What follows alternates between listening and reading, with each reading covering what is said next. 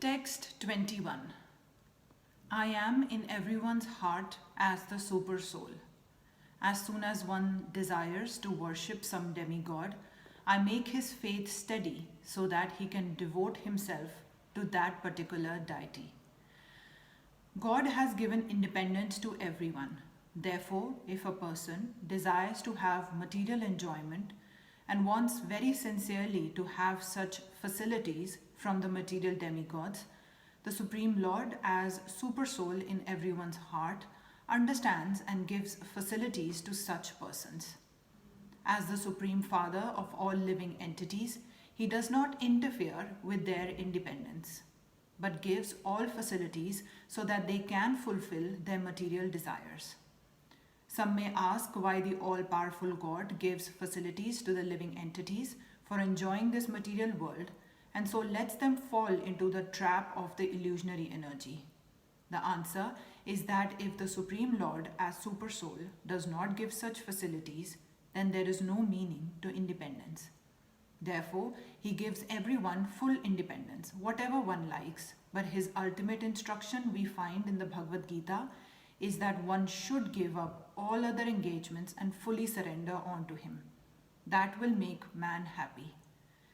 Both the living entity and the demigods are subordinate to the will of the Supreme Personality of Godhead.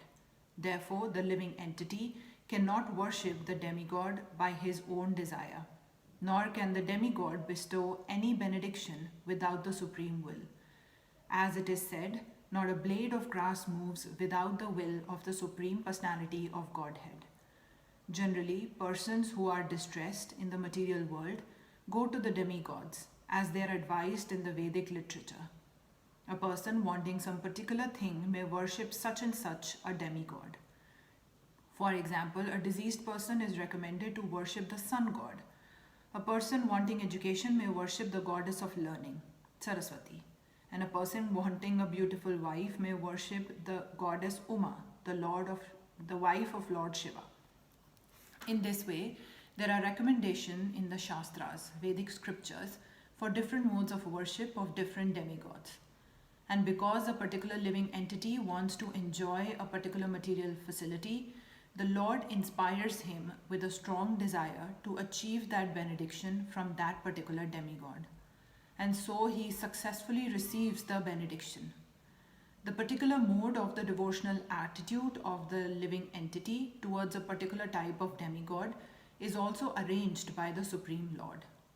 The demigods cannot infuse the living entities with such an affinity, but because he is the Supreme Lord or the Super Soul, who is present in the hearts of all living entities, Krishna gives impetus to man who worships certain demigods.